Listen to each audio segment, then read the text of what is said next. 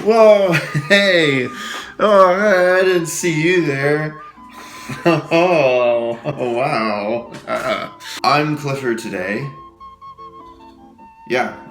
And we're going to be starting a new series here.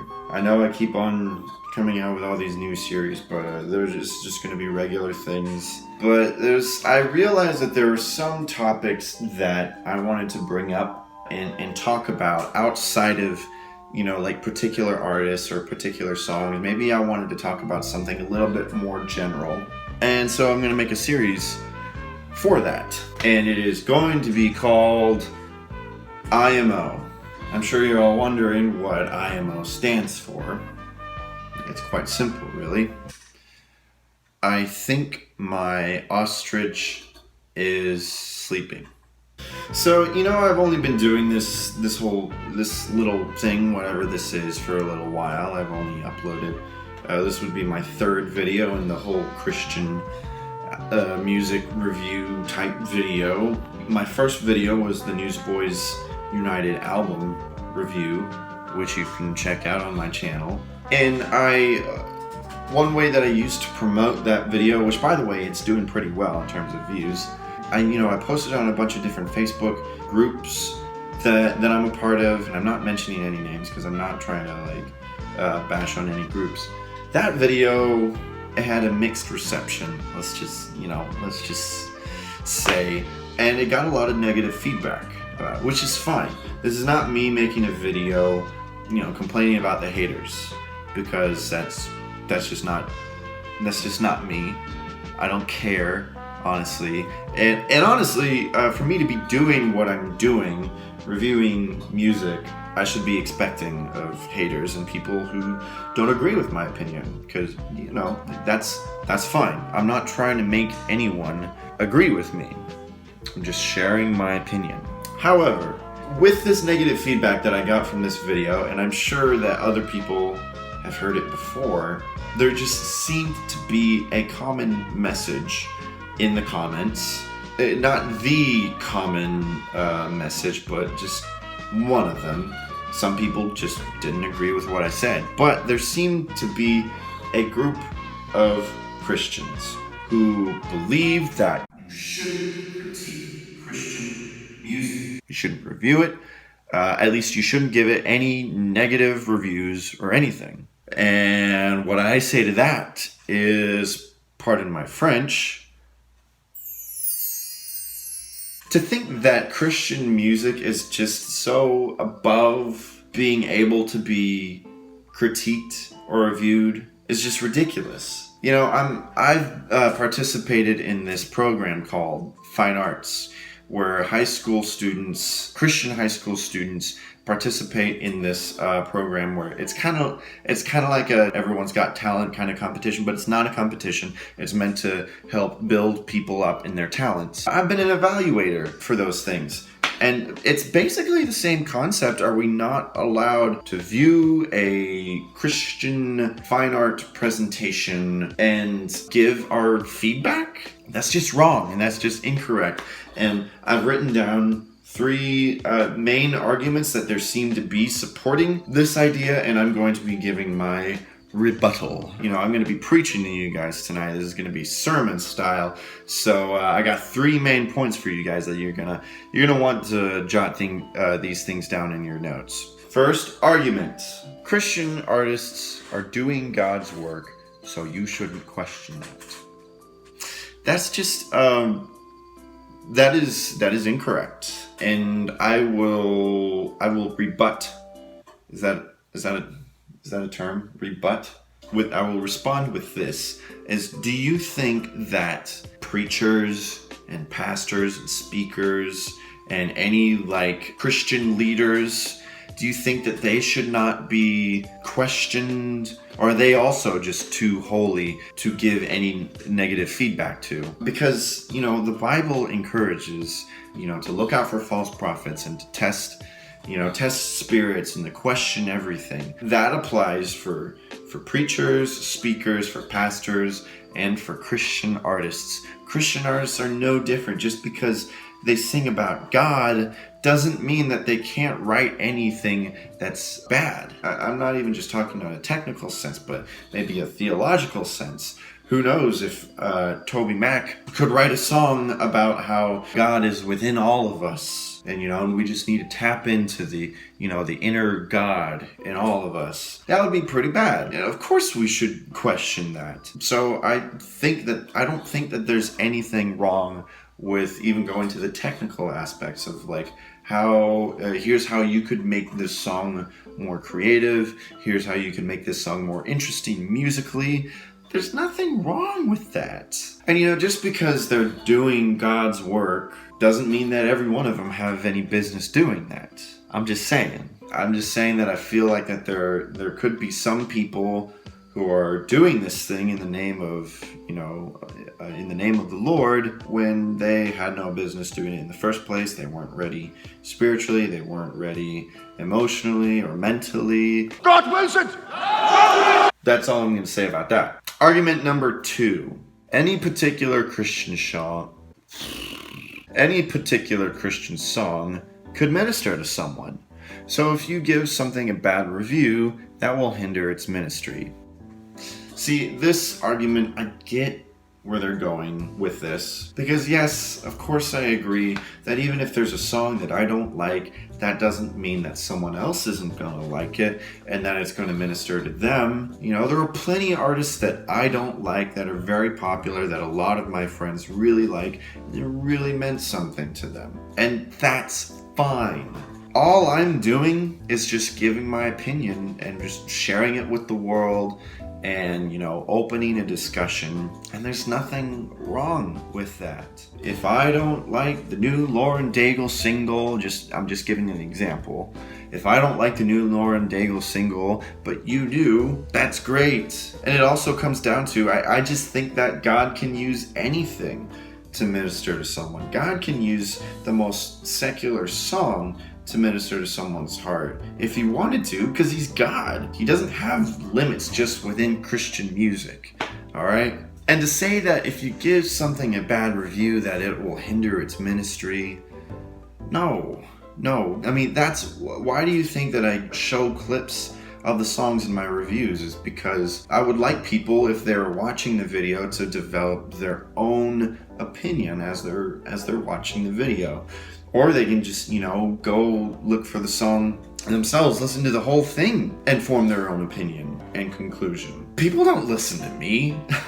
I'm not like the final say on whether a song is bad or not. I could argue that there may be some songs that I think, yes, objectively this song is bad, but I can't honestly say that. And so if you're a subscriber, if you're a fan or whatever, out of the 50 so of you, and you decide that a song isn't good just because I said it, that's not what I'm trying to do. I'm just trying to offer an opinion, and if you agree with it, that's fine, but as long as you come to your own conclusion. And again, going back to God and his capabilities, if you say that a bad review is going to hinder the ministry of a song or an artist, then you are putting limits on God, because it's not about the song, it's not about the artist, it's about, when it comes to ministering to people, it's about what God can do with that. It's not like God is, up in heaven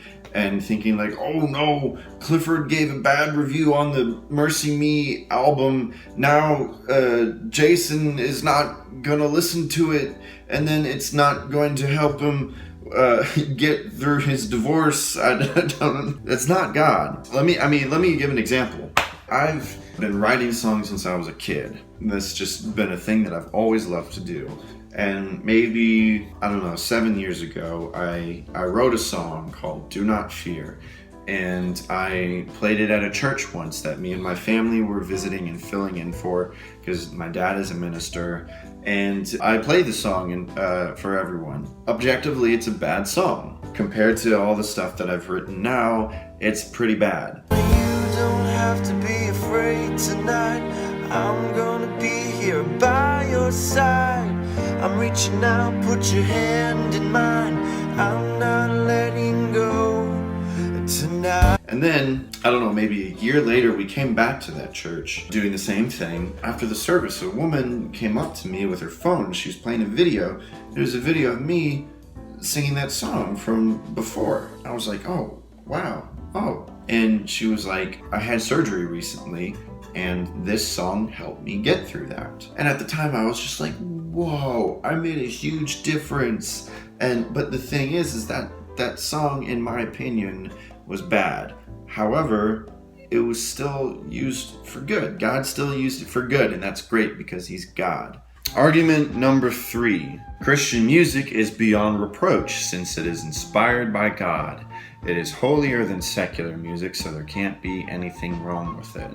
I mean, to the people who believe that, and I've definitely heard that argument before, have you never heard a bad Christian song? Do you think that this Jesus is a friend of mine. Jesus is my friend. Jesus is a friend of mine. I have a friend in Jesus. is honestly holier than any random, objectively good secular song? Of course not. There's some bad Christian music out there.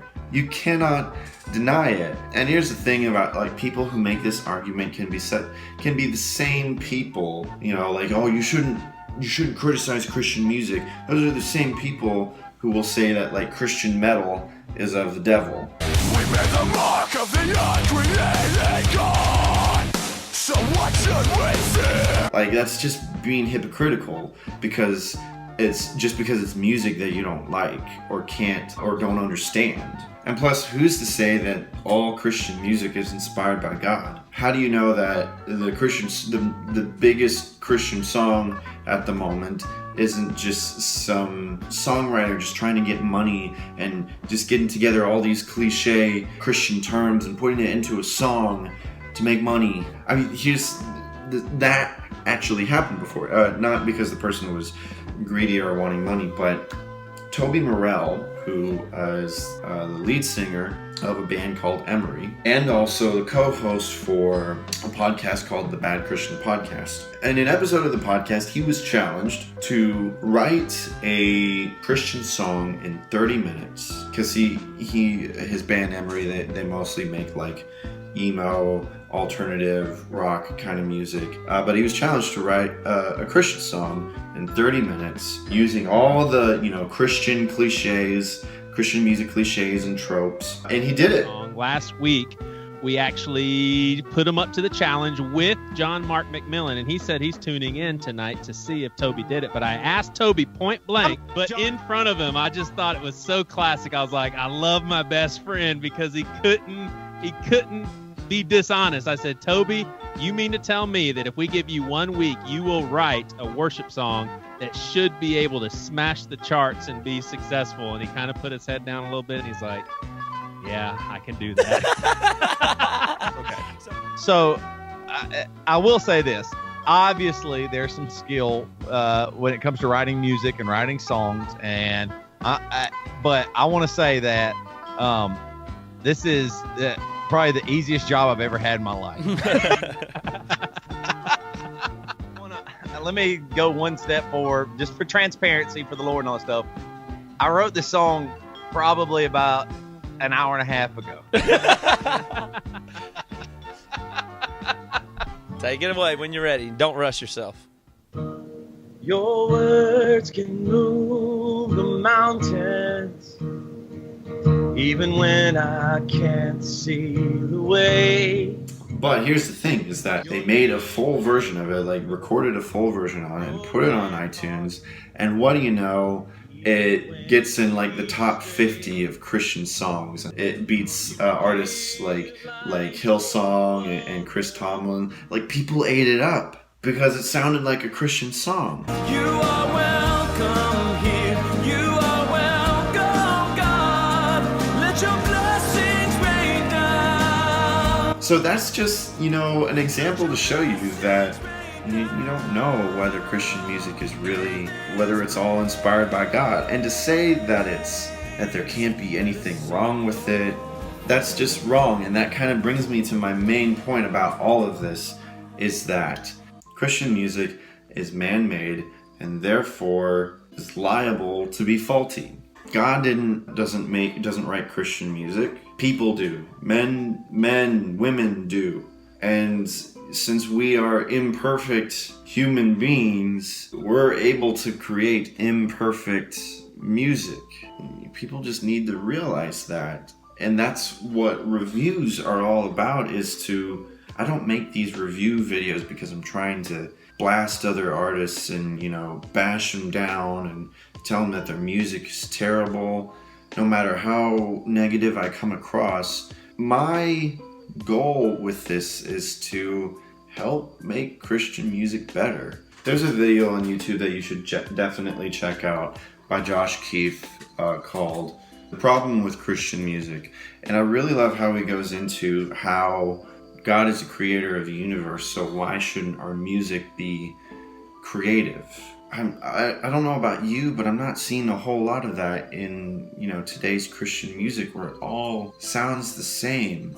And there's just so many cliches that a random singer, songwriter can just put a bunch of phrases together and it's a Christian song. I just want Christian music to be better. And there's nothing wrong with that. There's nothing hateful and there's nothing sinful about that. It's just what I feel led to do. Okay? I'm doing God's work, so you shouldn't question it. That's all I got, really. I hope this video made some sense to you. I appreciate you guys letting me just rant my head off.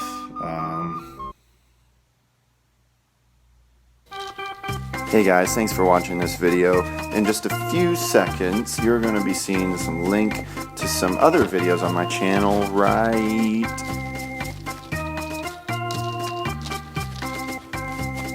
now. So go check them out. Go click on those videos. I got a podcast. I got other videos. Please subscribe. Thank you.